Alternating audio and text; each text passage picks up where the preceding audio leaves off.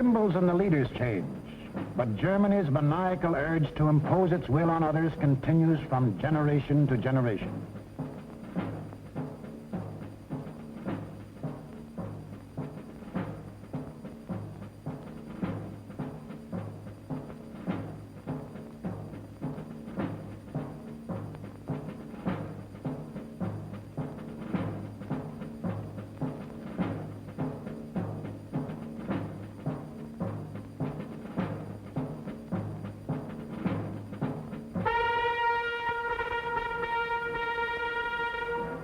In the last 75 years, this madness has cost the world more than 20 million killed, more than 60 million wounded, more than 200 million made homeless.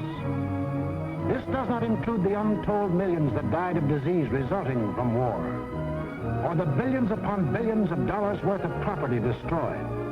Nor does this include the grief, the anguish, the misery, the terror that the world has suffered, due to the Germans' insane passion to enforce their rule upon their neighbors.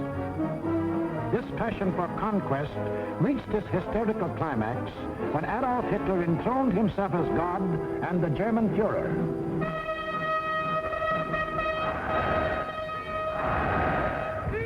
What fantastic dreams was this humorless man dreaming as he stood at Nuremberg and looked down on his fanatic followers? In the Middle Ages, a plague of slavery descended on the world. Out of the wilds of Mongolia came a mighty army of fierce horsemen, led by Genghis Khan. Burning, looting, pillaging, the barbarian horde swept across Asia and Eastern Europe.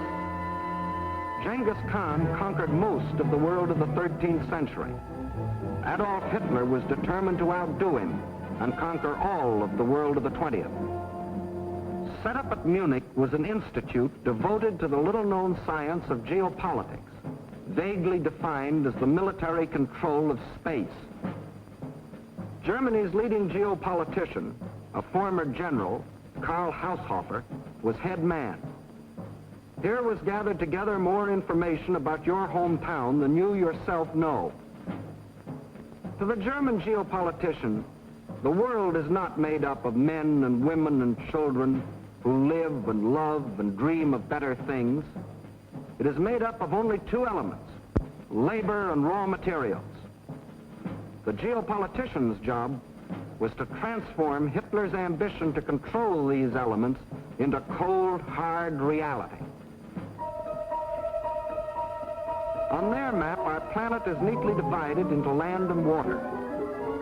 Water forms 3/4 of the Earth's surface, land only 1/4. And in that 1/4 of the Earth's surface lies the world's wealth, all its natural resources.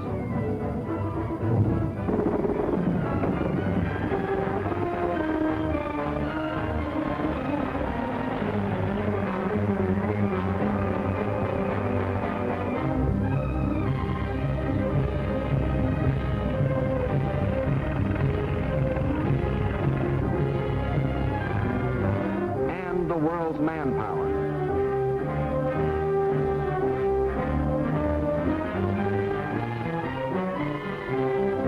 Control the land and you control the world. That was Hitler's theory. This all-important land, the geopoliticians now break up into two areas. One, the Western Hemisphere, which, together with Australia and all the islands of the world, including Japan, comprises 1/3 of the land area. The other area, which consists of Europe, Asia, and Africa, makes up the other 2/3. This supercontinent, which they call the World Island, is not only twice as large as the rest of the land area, but also includes 7/8 of the world's population. The heart of this world island comprises Eastern Europe and most of Asia. This they call the Heartland, which just about coincides with the old empire of Genghis Khan. Hitler's step-by-step plan for world conquest can be summarized this way. Conquer Eastern Europe. and you dominate the heartland. Conquer the heartland, and you dominate the world island. Conquer the world island, and you dominate the world. That was the dream in Hitler's mind as he stood at Nuremberg. Hitler! Sieg! Heil! Sieg! With pagan pageantry, the district leaders from all over Germany swore personal allegiance to him, hypnotized with the belief that they were members of a master race.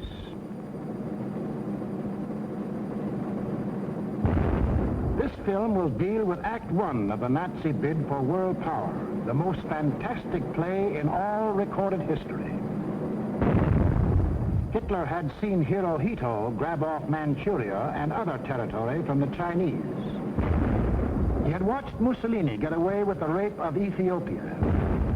He had seen the democratic world look the other way while these illegal aggressions were going on. And he smiled. For collective action to enforce peace, the only weapon he had to fear had broken down. It was time now for the Nazis to start crossing borders. It was time for Hitler to put his plan into action. And what was he waiting for? He was waiting to soften up his victims, keep them from uniting.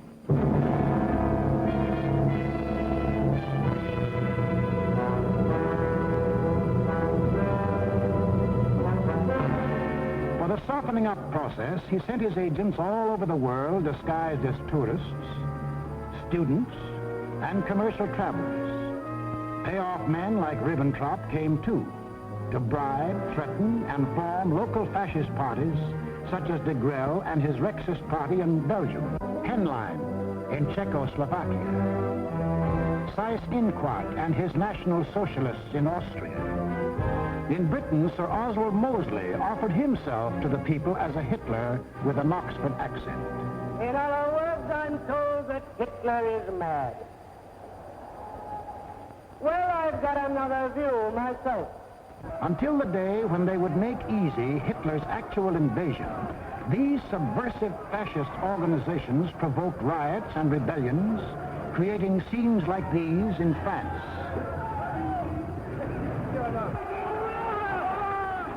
Scenes like these in Belgium.